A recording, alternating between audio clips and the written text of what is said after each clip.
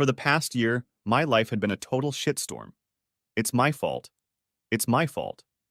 There's no one to blame but me. I screwed it up. I messed up my marriage. I've messed up my career. I've even messed up my mind. I don't stand a chance of getting any of it back, but I'm determined that I'm going to try. Exactly 1 year ago today, a man showed up in my office while I was having fun with my boss. Suddenly, a middle-aged man in a cheap suit walked into my office. I have no idea how he got in, since I had definitely locked the door, but he was standing on the other side of my desk watching us. Brad and I jumped around him like crazy, putting everything back in place, and he stood there with a goofy grin. I distinctly remember yelling at him, "Who the hell are you and what do you want?" He just smiled and asked if I was Cheryl Hughes. I yelled again, "That's what it says on the door." "Of course I'm Cheryl, now what do you want?" He pulled a large manila envelope from under his coat, held it out to me and said in the calmest voice possible, "Madam, you are being served." At that moment, my life went upside down. Since then, I've lived every moment like a blur. Everything that came before is just a painful memory. Everything that came after is a blur. Only in the last couple months has my mind worked well enough to understand everything that happened. Thanks to a very sympathetic therapist, I now know, or better yet, understand what got my life into the mess it is. I'm now going to analyze every agonizing moment that led me to this turning point to make sure I didn't miss anything important. If I'm going to try to restart my life, I have to understand why I did what I did. Ladies and gentlemen, this is the captain. We've just been cleared to taxi to the runway and get in line for departure. We have 3 flights in front of us, so while we wait our turn, we will begin the pre-flight briefing. Once again, we want to thank you for flying Delta to Boston today. The video monitor above the aisle came to life. All carry-on items must be stored in a secure location. Blah, blah, blah. I've heard their prepared speech 1,000 times. I only have 2 hours to do everything before boarding, and I'm not going to waste time on something I've already heard. I know the drill. Now let's see. I have to start where all tragic stories begin, at the beginning. But where is that beginning, really? Did it begin when I was born, or when I got married, or when I joined Enterprise, or maybe the day I learned of my promotion? If my therapist is right, it all started in my childhood. But I don't need to go back that far to analyze the events that led to me running away from my husband, now ex, and my former home. I need to start from the moment I made the decision to cheat on him. I remember it like it was yesterday. It was an overcast Friday in October when my boss, Brad Paxton, called me into his office just before lunch. He said he had good news for me. "Cheryl, come in and close the door," Brad said with a wide smile. I sat in the chair across from his desk and waited for him to finish typing something into the computer, thinking back to my time at Enterprise. I had worked for Enterprise Research and Development and Brad for 8 years as one of the account executives. My job was to coordinate all the processes, tasks, technical documentation, and contractor interactions that Brad and 3 other executives coordinated with our 50 or so suppliers and end product customers. I'm good at my job, and after the first year I felt pretty confident in what I was doing and thought I could do anything. I was even so confident that I thought I could do any of my supervisors' jobs, and sometimes better than them.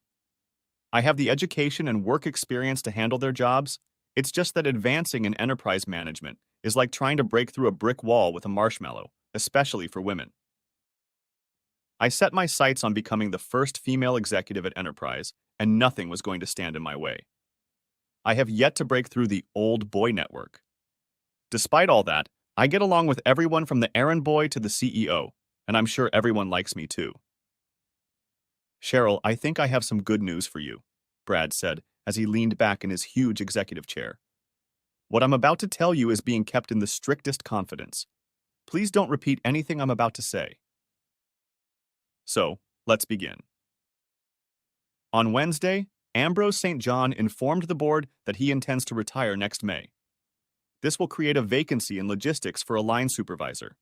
It will be up to me to make a recommendation for his replacement. Right now, I have several qualified people who could take his place, but I have only one thing on my mind. You. Your work has been exemplary, your attitude has been exceptional, and your knowledge of enterprise procedures and contacts goes beyond what your current position requires. In short, you are a very qualified candidate for the position. But there are several other equally qualified candidates, some with more seniority than you. Now I just can't give the position to you and bypass everyone else. I have to publicize it and interview everyone who comes through HR. But in the end, it still comes down to my decision. Cheryl, I think you'll do a great job. I just can't figure out how badly you want to move up in the company. How strong is your ambition? What can you do to show me that you really want the position of supervisor? Mr. Paxton, since I've been here, I've worked hard to learn everything about everything. There's nothing I haven't done. There's no area I don't have experience in. I've even filled in for you when you were on vacation. And honestly, I've handled everything with ease. Now, I am more than ready for a new challenge, and a management position would be ideal. What can I do to prove to you that I am indeed the perfect candidate for the position? I've thought about it, he said with the same broad smile. I was thinking about getting out of the office where we could spend some time discussing how you could best prove yourself. How about lunch? I have an opening next Wednesday. How about we meet at Le Chateau, say, at noon on Wednesday? That way we can relax, be ourselves, and talk straight. And I'll pay the bill too. I don't see anything wrong with that, I said, smiling back at him. Do you want me to bring anything? No, just yourself. Thank you, Mr. Paxton, for giving me this opportunity. I won't disappoint you. I'm sure you won't disappoint, Cheryl. I'm sure you won't disappoint. La Chateau is one of the swankiest restaurants in all of Boston. The fact that it's in one of the many glass and chrome high-rises in the center of the business district doesn't make it any less discerning. I remember walking to the table where Brad was sitting waiting for me and thinking about the fact that someday I would have to invite Marty here. My dear husband works too much, and taking him out for a fancy dinner would be nice. Maybe I could even convince him to leave work a little early so I could stay home with my favorite afterward. Brad had already opened a bottle of wine and poured me a glass when I sat down at the table. We talked a bit about the duties of a logistics manager before ordering lunch. I tried to keep the price reasonable, but Brad insisted I splurge. It's on the company, he reminded me. As we ate, I talked about myself. I told him about my husband, my education, even my ambitions and dreams.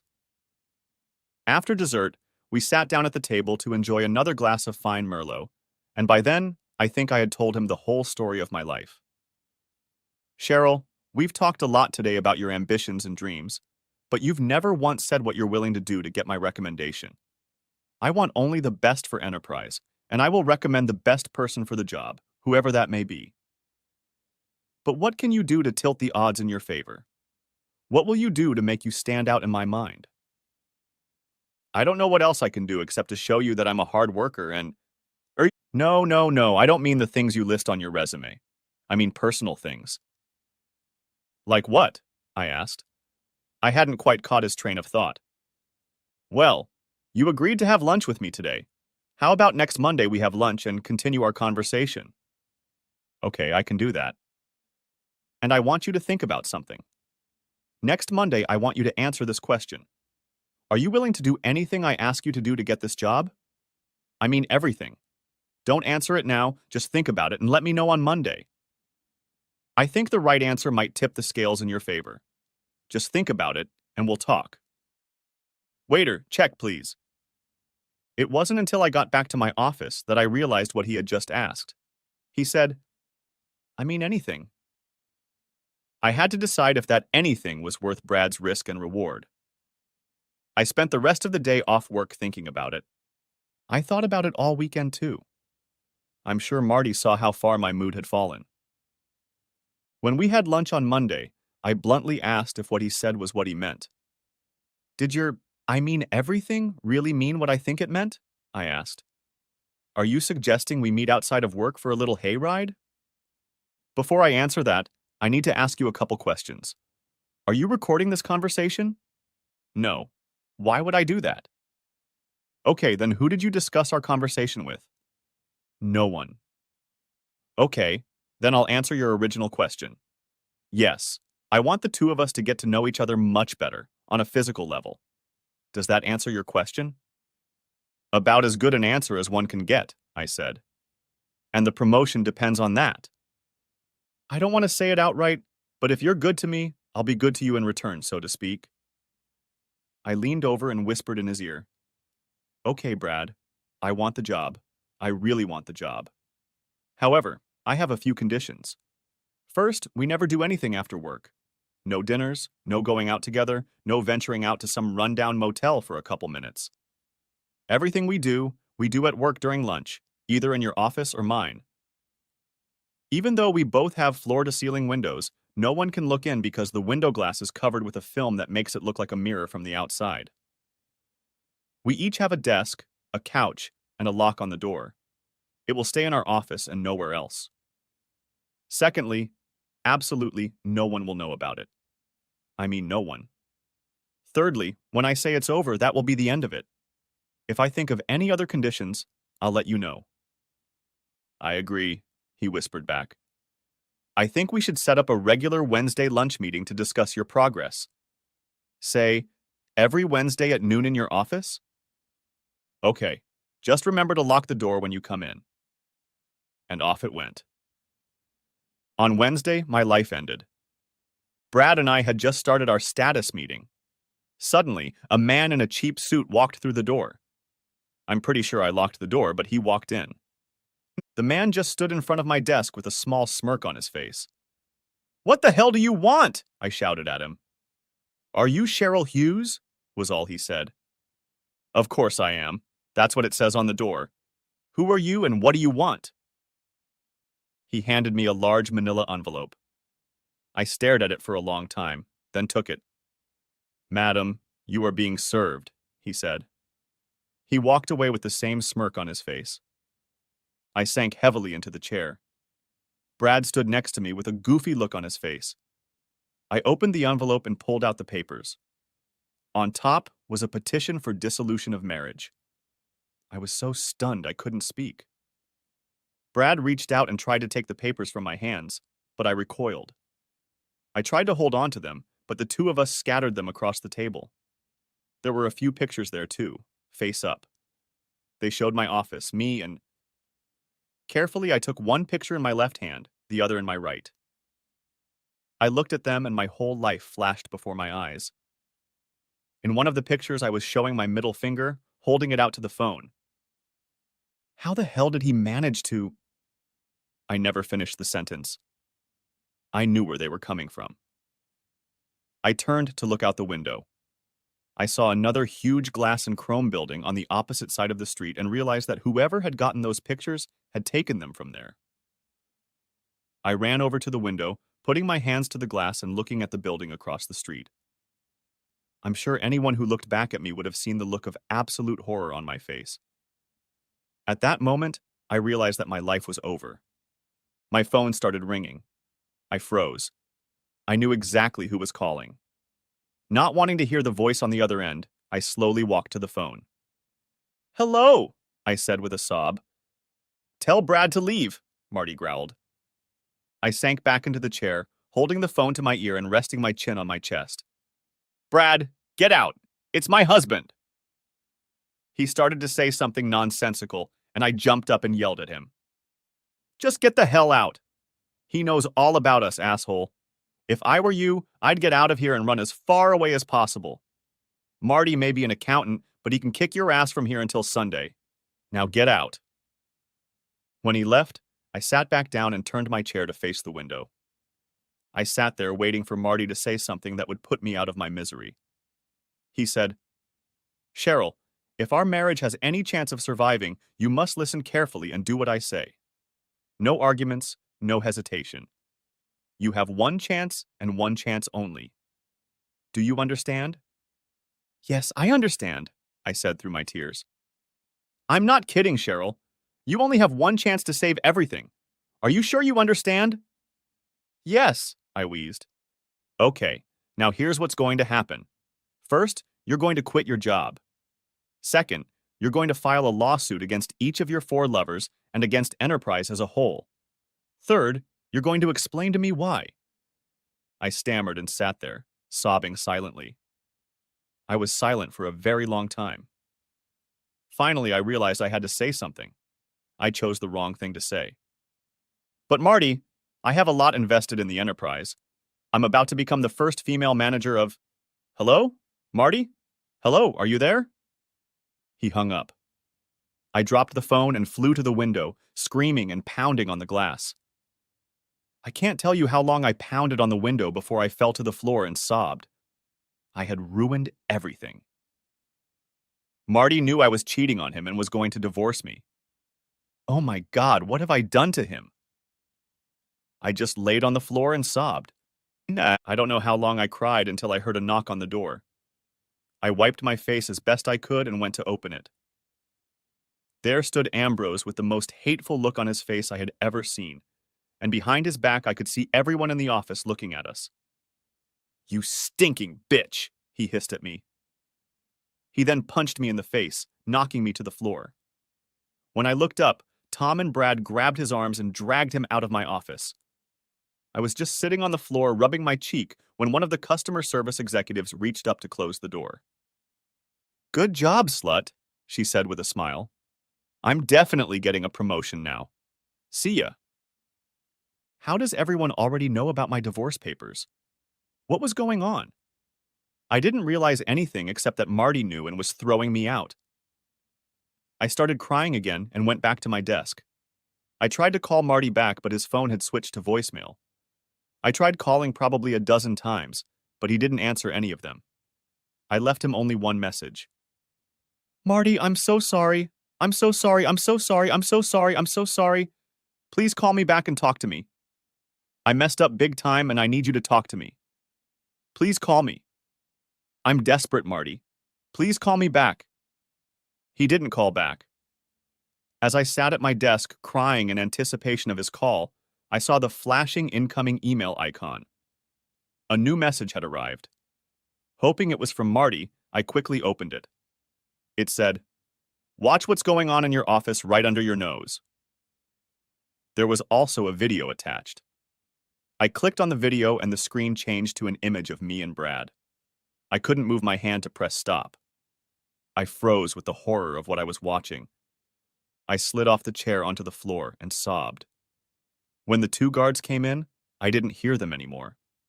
They helped me to my feet and told me that I had an hour to pack all my personal belongings into boxes, after which they were to escort me out of the building.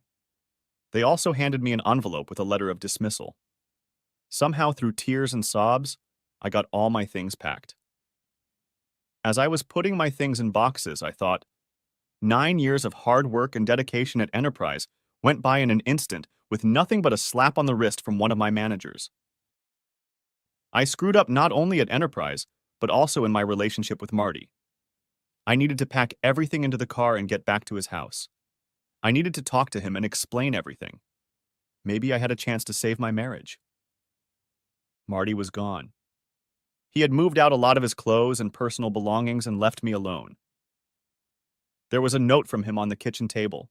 It said, "Cheryl, don't call me, don't try to find me, don't come to my work, don't do anything. If you need to contact me, call my lawyer. His card is in the divorce papers. Sign them and let's get this over with quickly. You've ruined enough lives already." Marty, I was devastated to the core. I cried for 2 days straight, hoping Marty would come back and forgive me. But he didn't. I just sat in our house and waited to hear from him. Nothing. I read the divorce papers and it said, "Irreconcilable differences." He could have grabbed me by the throat and said adultery, so I guess that was his way of being nice. About a week after I left Enterprise, a lawyer called and said he would represent me in a case against Enterprise. I don't know how he got all the information, video and all, but he had everything, including all the emails from Enterprise's email system. Marty must have put him on my case. I thought I could get back to Marty if I did what he advised me to do. Quit my job, file a complaint against the managers in Enterprise and tell him the reasons why, then maybe we might have a chance. After the lawsuit was over, he might have listened to me. But he didn't.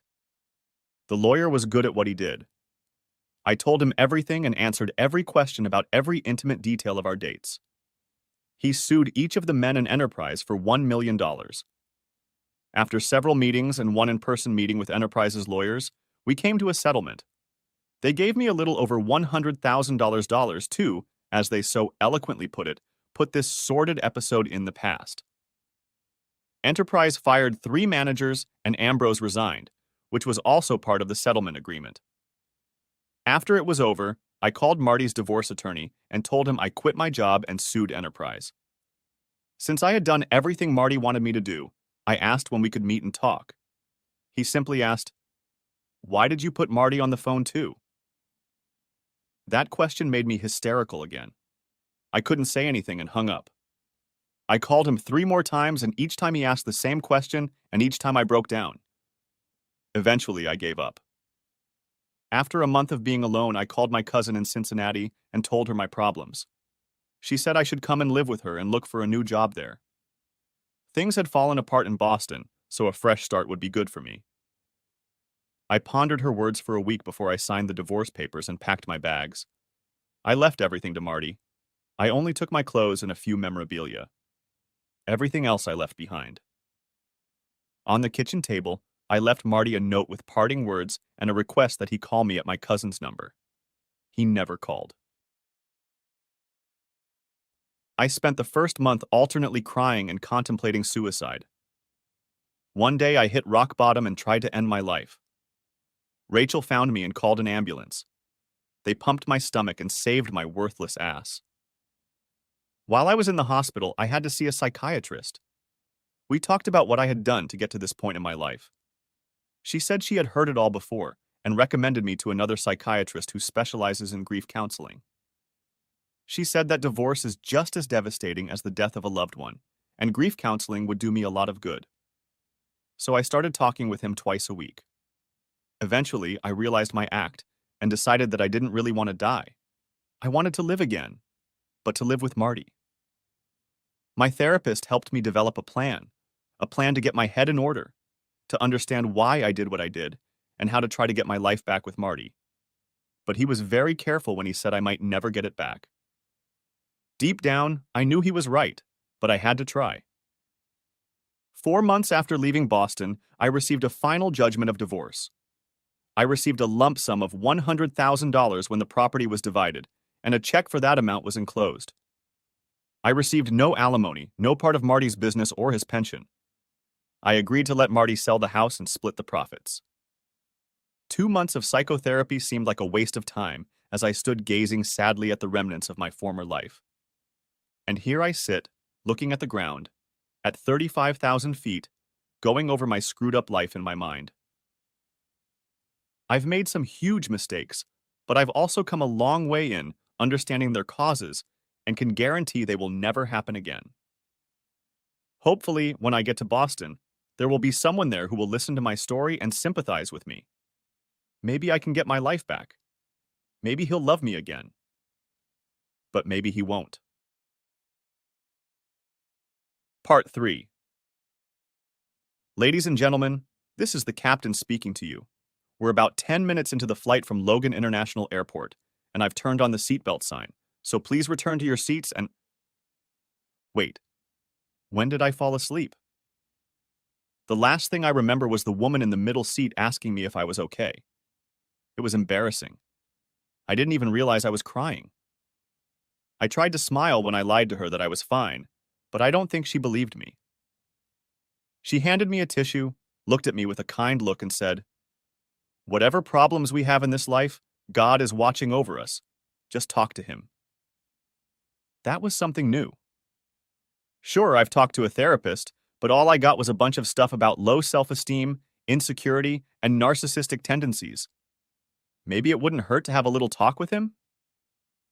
When I got on board, I thought revisiting everything that had happened over the past couple years would be helpful.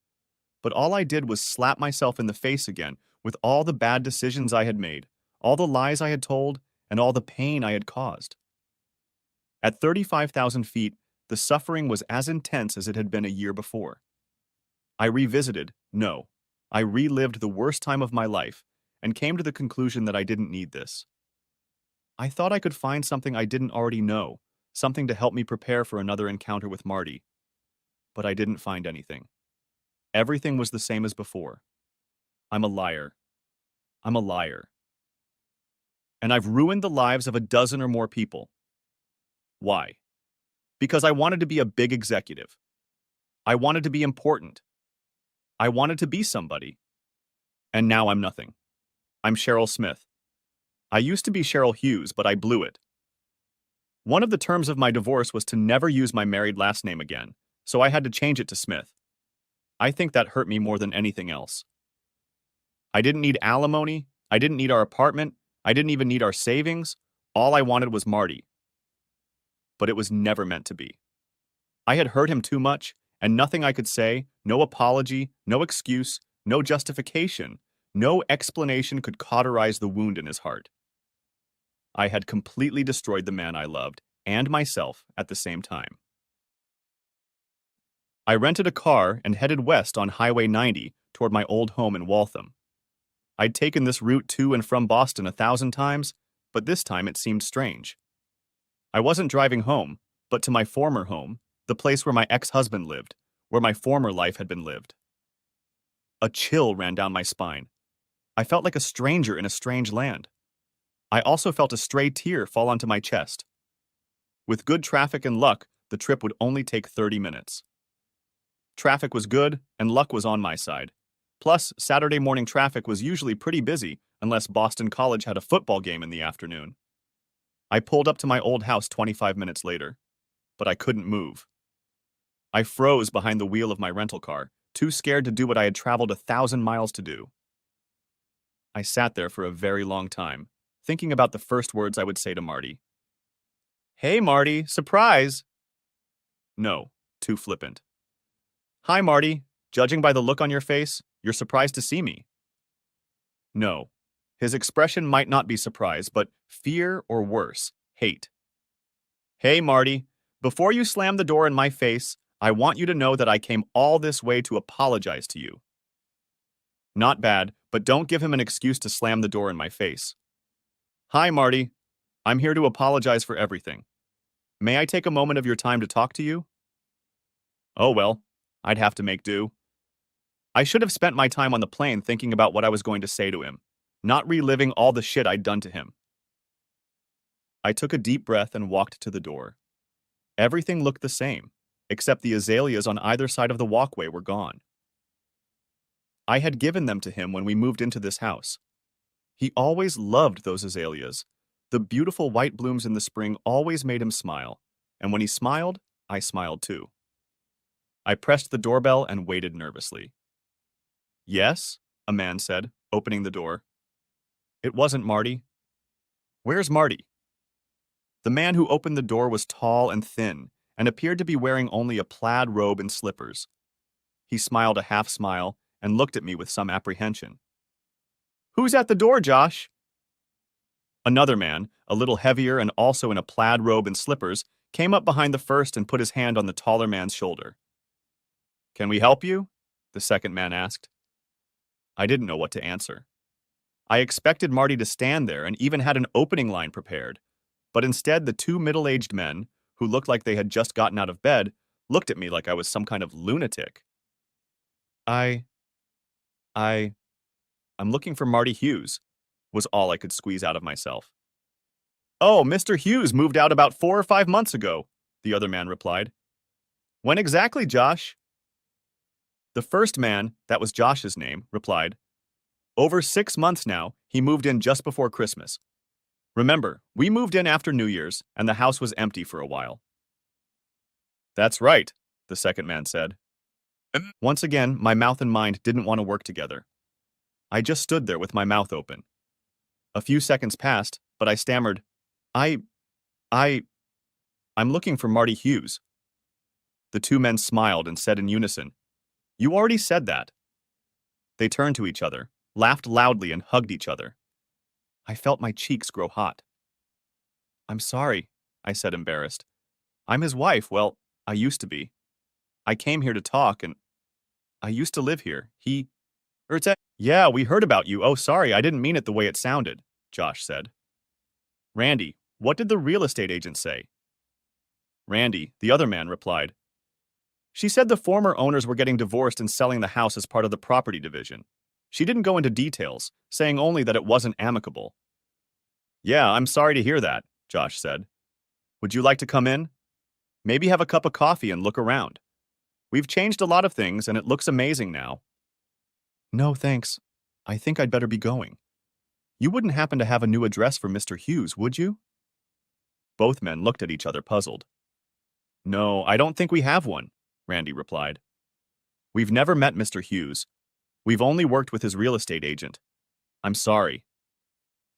Thank you, I replied with the smile I was capable of. I'm sorry to have bothered you.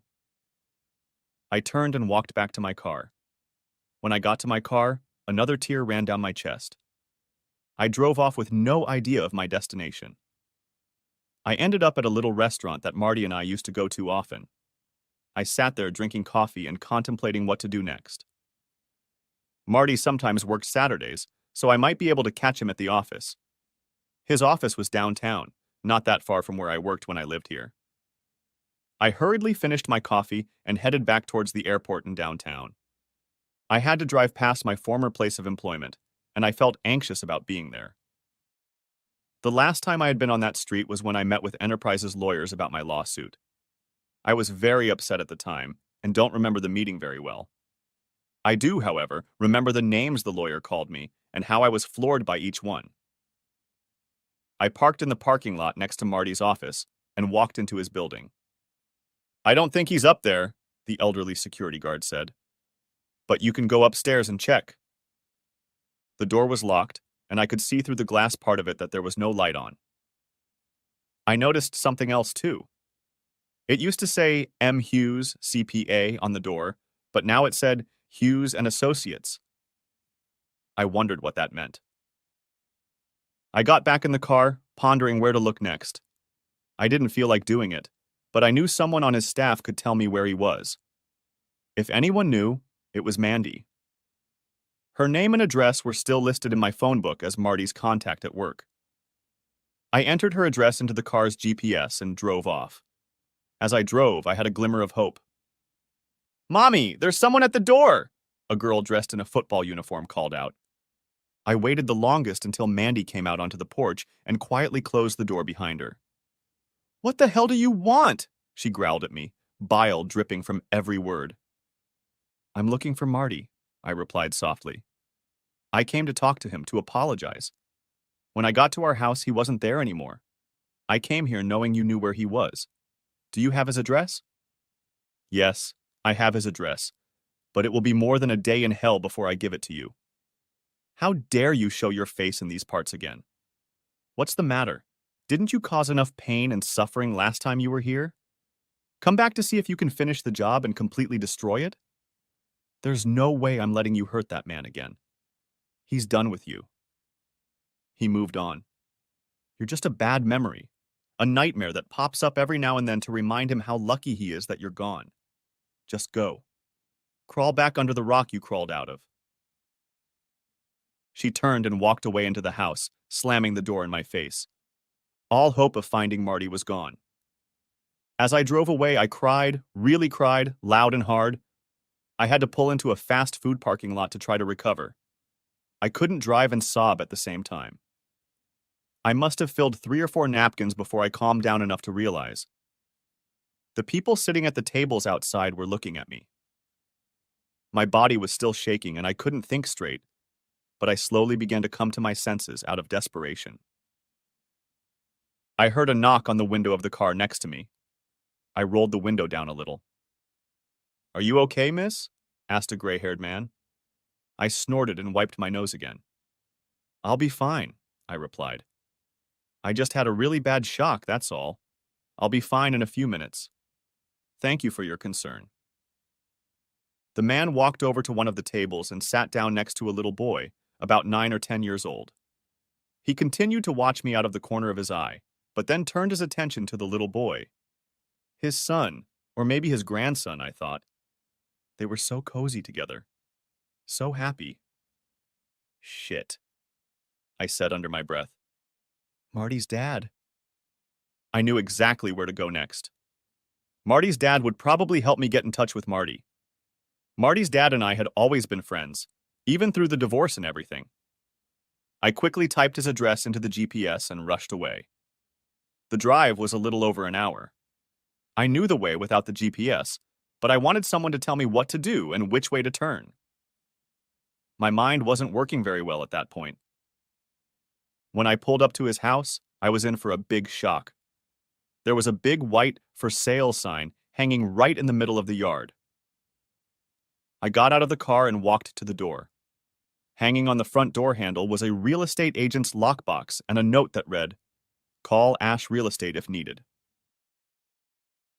Looking through the windows next to the front door, I saw bare wooden floors and blank walls. The house was empty. Marty's father no longer lived here. He was gone too. I sank heavily onto the porch and began to cry again.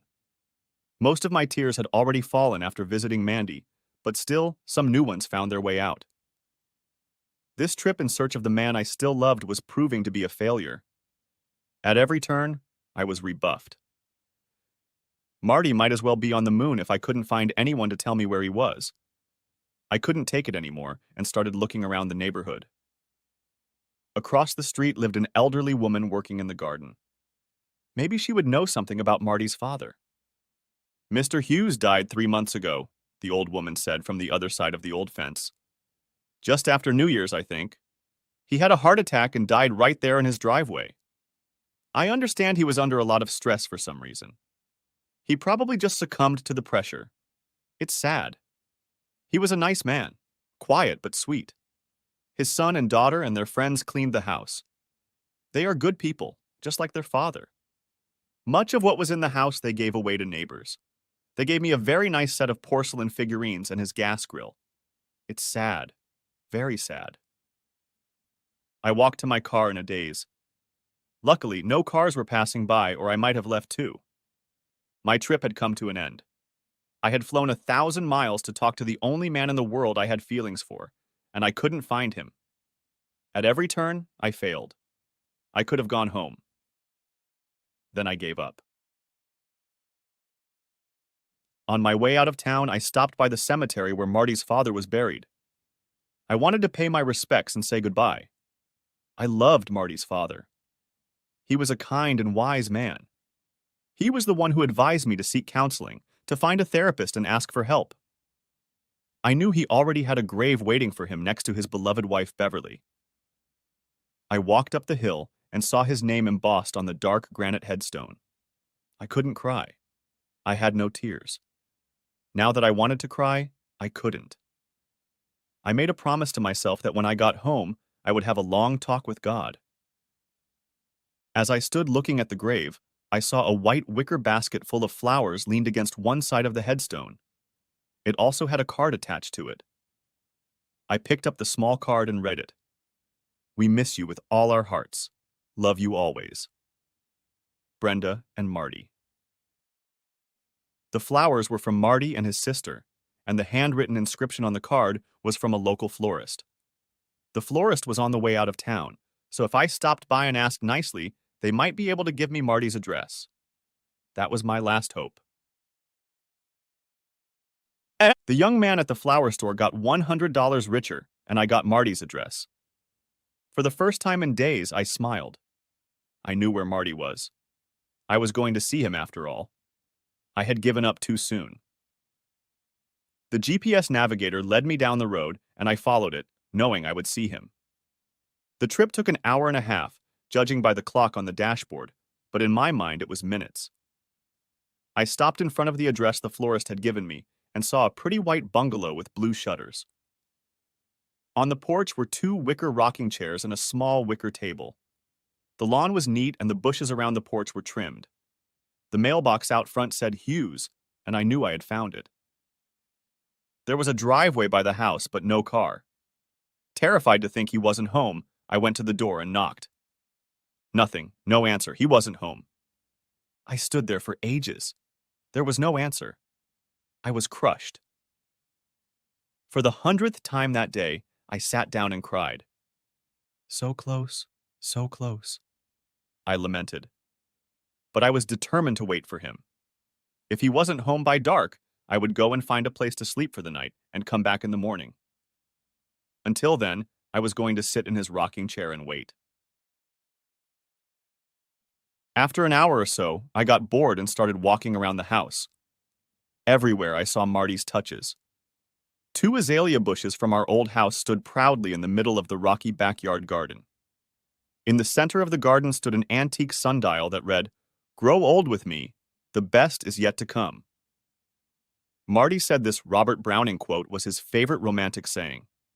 On the deck was a gas grill he'd bought just before. Well, just before the end. I could smell Marty everywhere. I could almost smell his aftershave.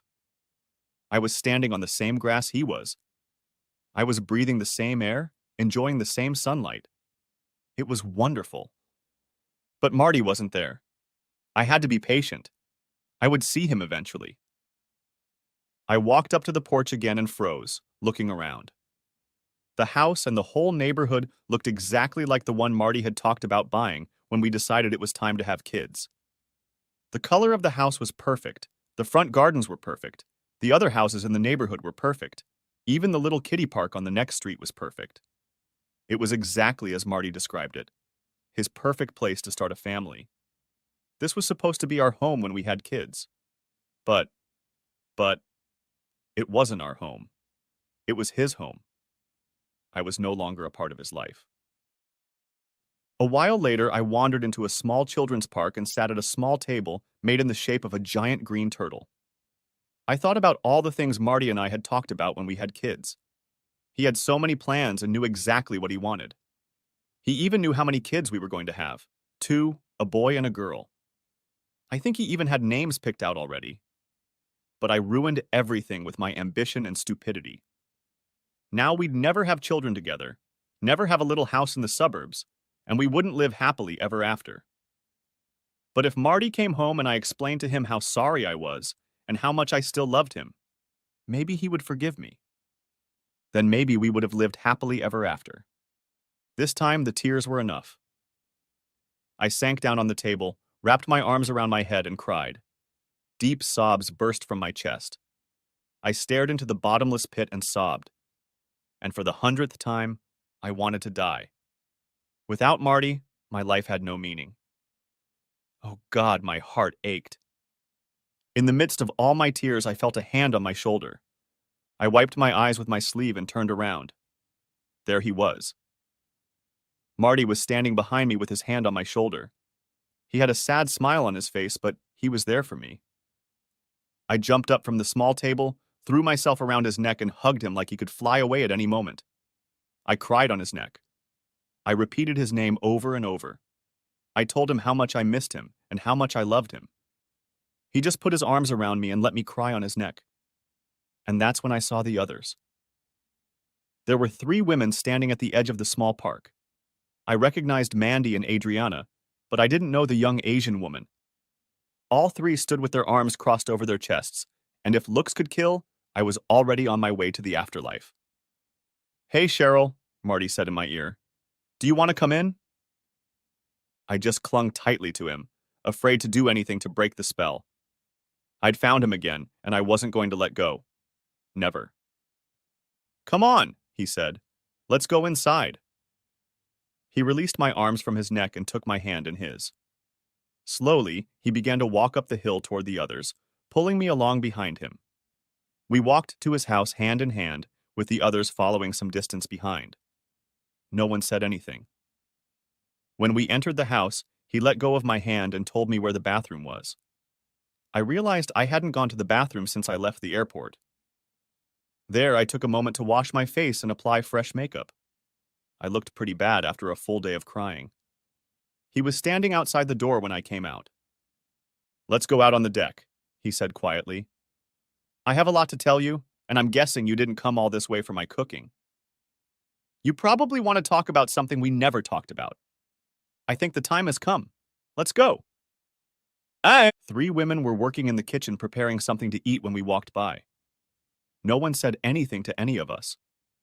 We just walked silently out the back door onto the deck, and they kept looking at me through the bullets. We sat in complete silence for a long time, just looking at each other, hoping someone would say something and break the eerie tension. I don't think either of us knew where to start or how to go about it. I wanted to tell him I was sorry. I wanted to confess all my sins. I wanted to lie down on the deck, kiss his feet, and beg for forgiveness. I wanted to tell him how much I still loved him. I wanted to tell him everything that was in my heart. But I didn't know how to begin. I had traveled 1,000 miles to see him, and now that I was sitting across from him, I couldn't say anything. "How are you, Cheryl?" he asked. "I'm better now, Marty. How are you?" "Good. But I don't think you came here to exchange platitudes. Why don't you tell me what's been going on in your life since—" He fell silent, looking at his hands. I opened the floodgates and let it all out. "Marty, I don't know how much you know, so I'm just going to tell you everything, but just the highlights. The lawsuit against Enterprise was settled between attorneys. We didn't have to go to court or arbitration. They paid me a decent amount of money, and the money you gave me was enough to move to Cincinnati and start over. My cousin Rachel helped me a lot. You remember Rachel? She was at our wedding. She was the one with the limp. So she found me a place to live and helped me find a new job. I work for a software company and I teach clients how to use our systems. It's a good job, and the people there are nice. Since I left Boston, I've been seeing a psychologist. He has helped me understand why I acted the way I did. The most important thing I realized is that everything, and I mean everything, is my fault. You did nothing to cause any of this. I am to blame. You were just an innocent bystander. I know I apologized to you 1,000 times before our divorce, but I said it every time, and I'm saying it now. I am so sorry for what I did to you and to us. I know words can't change what happened, but I want you to hear them anyway. I'm sorry, Marty, for everything. After you found out about everything, I wasn't myself for a long time. I even tried to kill myself once. Unfortunately, I didn't succeed. My therapist told me it was a desperate act to get your attention. Maybe it was, but I didn't do it to put more pain on your shoulders. I did it to get out from under my own power. But you never found out what I did. Rachel didn't call and tell you. Like I said, I was totally confused. I didn't think suicide would hurt you. And what I did to the managers at Enterprise was something else I didn't think would hurt you. I thought if you didn't find out, it wouldn't hurt you. How wrong I was. I never realized how much I hurt myself, which in turn hurt you. My therapist also told me something I never knew, but looking back on my life, I realize he was right. He said that I had little confidence in my abilities and low self-esteem. This means that I believed that I could not get promoted because of my strengths. This is the main reason why I did what I did. Having fun with Brad would have guaranteed a promotion. It was only later that I found out that the CEO had already spoken to the board about my promotion. I made an incredibly bad decision starting with Brad, and it was out of the control of the other three. I'm not going to make excuses and say I was forced into it. I went into it of my own free will. I thought it would stop when I got promoted. I didn't think about anything more than a promotion. Marty, I don't know how you found out about this, and it doesn't matter. All I know is that you did. When you sent everyone in the company an email with a videotape of me and 4 managers, I was devastated. I deserved it. I know that now. And I would have accepted any punishment if you had only listened to me and heeded my apology. But you didn't. When your lawyer told me you refused to talk to me and didn't want to see me anymore, I went a little crazy. I destroyed the only man I ever loved and will ever love, and you didn't want to talk to me. And God, what I did to those people's families. Do you know that 3 of them divorced because of what we did? The 4th one's wife said she could make him even more miserable in her marriage to him than by divorcing him. I guess that's what she's doing. Marty, I helped break up 4 families, not 5, including ours. Their wives and children didn't deserve that. You didn't deserve it. All because I wanted the job. When I filed the lawsuit, Enterprise fired 3 of them, and the 4th retired. I don't know what happened to them because I haven't had contact with any of them, but I'm sure I ruined their lives too. That's over a dozen people devastated because of my ambition. The lies I told you were also hateful. To cover up what I did, I lied about everything. Believe me, Marty, I've never lied to you until now. From the day we got married, I've always shared everything with you. And then the lying started. I started with Brad, and I lied to cover it up. For that, I'm truly sorry. I hope someday you'll find it in your heart to trust me again. If not, I'll understand. I want to say a couple more things before I start crying again. I hope you'll believe me when I tell you that everything I had with those men didn't mean half of what one night in your loving arms meant. It's a cliche, see, I know. I never did with them what I didn't do with you. I have to say I loved being with him, but it wasn't the same as being with you. And most importantly, I never once told them I loved them. I told them all kinds of stuff, but I never said, I love you. I only said it to you and always meant it. And God knows, I love you as much now as I ever did. The last year has been hell for me. Not having you in my life has turned me into a half man, and I'm guessing it's been just as hard on you. But Marty, I'll do anything to get you back. I'll take any punishment. I'll accept any conditions you want. I'll make any sacrifice. Tell me what you want, and I'll do it. No matter what, I'll do anything. If you want me to fall on the floor and kiss your feet, I'll do it. If you want to publicly humiliate me in front of my family and friends, I'll gladly stand and endure. If you want to get revenge by cheating on me while I sit and watch, you can. Do whatever you want, just let me back into your life. Please, I'm begging you. I started sobbing and couldn't finish. Marty sat in silence for a few minutes until I pulled myself together again. I'm so sorry. I said I wouldn't cry until I was done. Marty, I'm so sorry to hear about your father. He was a wonderful man, and I will always remember him fondly. I stopped by your parents' grave to pay my respects. That's how I found out where you lived. Please accept my apologies for letting you down. If you can find strength in your heart, please forgive me for all I have done. And if you have any feeling left in you for me, please tell me you love me again. More than anything, I want to come back to you. I want to be Mrs. Marty Hughes again. I miss you, and I pray that you'll take me back. Please, Marty. I love you. I covered my eyes with my hands and let another tear fall. The whole time I was talking, Marty sat in his chair and listened. He didn't move or say anything. I only occasionally raised my gaze to his face the entire time I was talking. I didn't have the courage to look him in the eye. I couldn't tell what he was thinking. Excuse me, Adriana said, poking her head out of the door. If you want something to eat, we'll put dinner on the table now. When you want to take a break, come on in.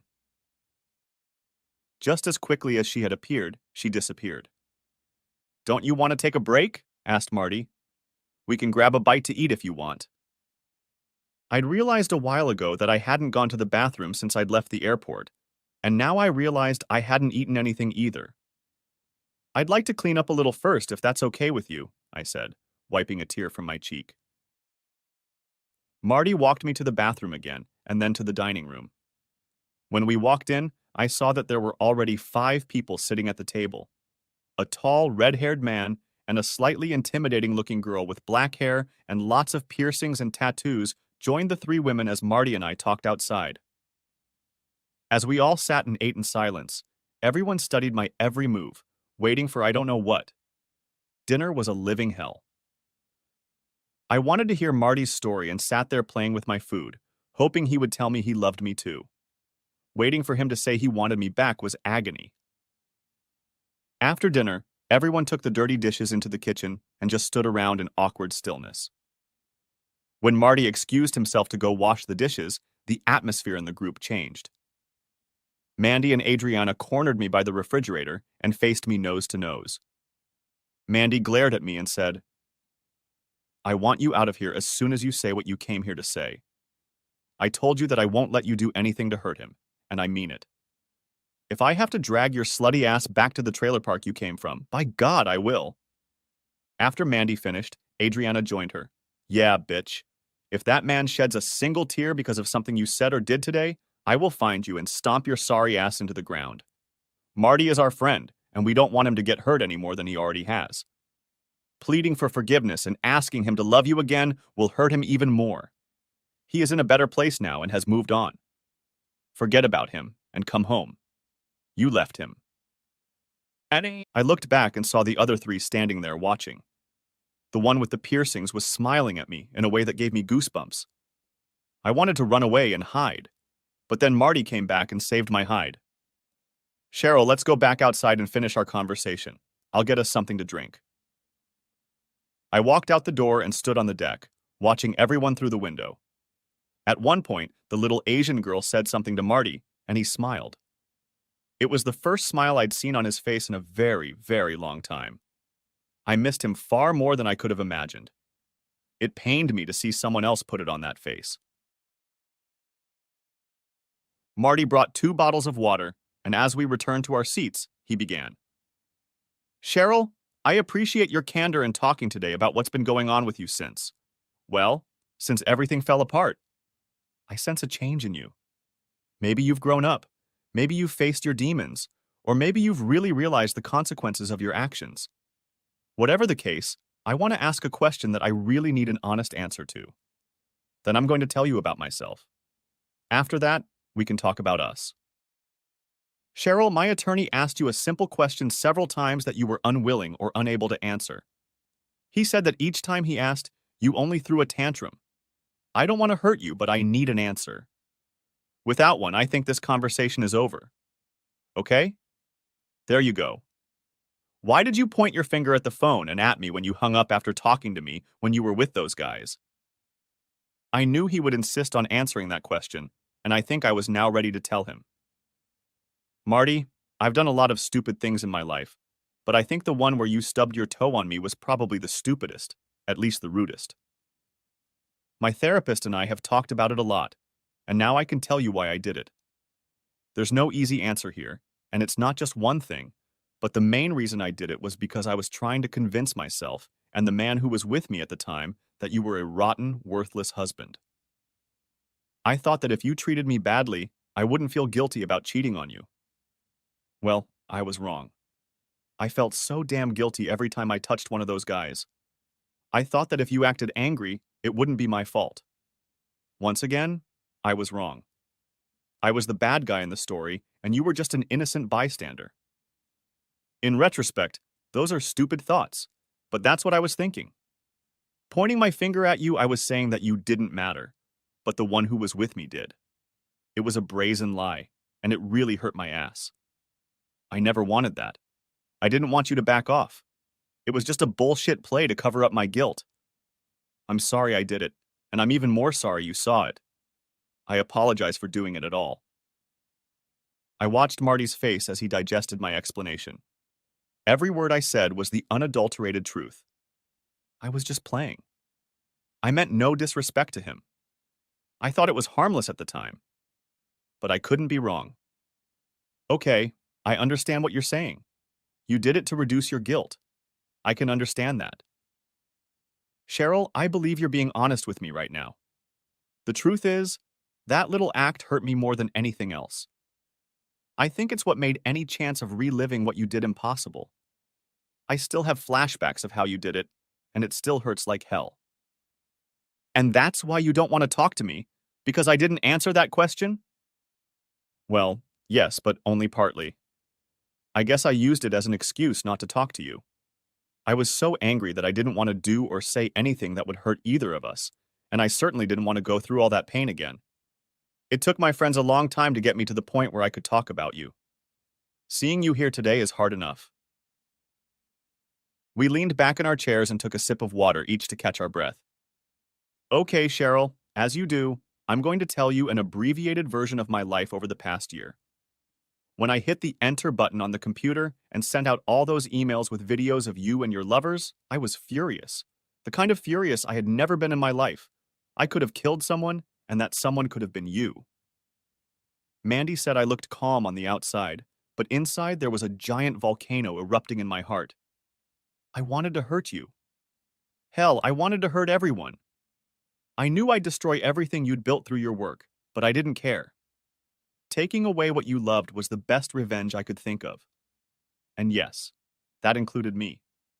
I just wanted you to be in as much pain as I was. And sending letters to your boss's wives was my way of getting back at those who took things from me. They took my wife from me and helped destroy my marriage. I blamed you for being a part of it, but they were just as guilty. I lashed out at everyone, and everyone paid dearly for it, including myself. Over the next few months, I received threatening phone calls and emails, some from enterprise employees and some from friends of your four lovers. I spoke to the wives of these men and tried to apologize, but they were too hurt to listen. One even spit in my face. Nevertheless, all four took copies of the footage to help with the divorce proceedings. I stayed with my father for a couple months, trying to get my life in order. He was great, gave me lots of helpful advice, and helped me calm down and see things for what they were. After a few weeks, I saw in his eyes the same stress I was experiencing myself. I stopped talking to him and started thinking for myself. By the time I got home, you were long gone. I didn't try to find you or call you or anything. I was glad you were gone, even though it left a hole in my soul the size of the Grand Canyon. I think I cried for 3 days straight before my little group of like-minded people came and said they were having an intervention. It took an entire weekend, but by the end of the second day, I was laughing again. After that, Mandy and Adriana became like mothers to me. They told me what to do, when to do it, and when to finish. I needed that. Jan stayed with me day and night, making sure I ate right, exercised, and made sure things at work didn't go wrong. Even Jackie stopped by from time to time. She kept trying to convince me to get a tattoo, but I refused. She later said she knew I wouldn't do it. She was just trying to get me out of my comfort zone of misery and back to reality. I became too comfortable in my sadness. One weekend, Red brought a bunch of action movie DVDs, pizza, and beer, and we had a man's night out that lasted 2 whole days. Ian really got on me for leaving pizza boxes and empty beer cans all over the living room, and for not showering all weekend. All in all, it was pretty heartbreaking. I wallowed in self-pity for about 3 months before I woke up one day and started living again. The first thing I did was put our apartment up for sale. By then, you had already signed the divorce papers, so I had no reason to stay there. Too many memories. It took a few months to sell, the housing market being what it was, but by then, I was living here. From what I understand, our old house was bought by a nice couple. Anyway, my move here was a new beginning. It was a break with the past, and I needed that more than anything. When I got the notice that our divorce was final, I started to roll down the slippery slope. Jan stayed by my side until I found my way back. From that point on, I worked more than ever, stayed at home tending to my little bungalow, and spent as much time with friends as I could. They have been my support. I don't know if I would have survived without them. I don't know whether to tell you this or not, but my little video of your adventures showed up on the website about a month after I sent it to everyone. Red found it, but I didn't ask him how. I didn't post it there, honestly, and I'm sorry it got there. I don't know what you can do about it, but I'll give you the URL anyway. I put the proceeds from the sale of the house in the bank, and your half is a little over $22,000. I'll write you a check tonight. I'm sorry I didn't send it to you sooner. I just didn't want to meet your eyes. Cowardly of me, I know. Before dinner, you asked me a couple things. I think I can answer them now. Anyway, I've been thinking about them for a while now. You asked me to forgive you. Cheryl, I forgive you. I forgive you, but for completely selfish reasons. I can't carry around all this hatred for you, so by forgiving you, I'm relieving myself of those feelings. Cheryl, I don't hate you anymore, but I also don't love you anymore. Sure, I can forgive you, but I can't forget what you did. Believe it or not, the few times I watched you with your lovers destroyed all the good memories we had together. Gone are our hopes and dreams. It's all gone, Cheryl. All the good memories, all the good feelings, all the plans we ever made, it's all gone. And the hostility I felt is gone too. Now I'm learning to trust, love, and believe all over again with a clean slate. So I think you see where I'm going with this. Cheryl, I don't have any feelings for you anymore. All the love is gone. I once loved you more than anything in the world, and now, someday there will be a Mrs. Marty Hughes, but it won't be you. I can't look at you without seeing you bent over your desk with some guy behind you, and I can't look at you without seeing you pointing a finger at me. I'm sorry if this ruins all your hopes of reconciliation, but I can't go back. It's too painful a part of my past. I'm moving forward without you. I was devastated. I just sat there and sobbed. My life was over. I would never be with the love of my life. Oh God, why me? Muttered to myself over and over. Marty got up and brought me a box of tissues and left me to cry alone. When I looked up a few minutes later, I saw him in the kitchen surrounded by his friends, with a little Asian girl resting her head on his shoulder. Now I knew what they meant when Mandy and Adriana told me he'd moved away. I was the past, and his new Asian girl was his future. I sat there crying until the daylight started to fade. I gathered my strength to walk through the kitchen and into the bathroom. I combed my hair again and gathered my courage before going outside. Everyone was standing in the living room talking to Marty. When he saw me, he held out an envelope. This is your portion of the condo sale, and on the back, I wrote the URL to the video. Just like that, it was over. My hopes of getting him back were gone. Also gone were the last vestiges of self-respect. I had to start my life over, but without him. Marty walked me to my car. I took his hand one last time and said goodbye quietly, kissing the cheek of the man I loved, but had destroyed. I opened the car door and stood still for a moment, wondering if I had the courage to look back at him one last time. I found enough strength to turn my head. What I saw ended my life. Marty was standing on the curb with his arm around the waist of a small Asian girl and hers around his. Behind him in a row stood Mandy, Adriana, a tall red-haired man, and an intimidating girl with piercings. Each of them held a hand in front of them with the middle finger extended upward. The message was loud and clear. Back off. I now fully understood Marty's pain. The end. If you haven't watched the first part of this video, the link will be in the description. Thanks for watching, I hope you enjoyed it. So subscribe to my channel and watch the next video.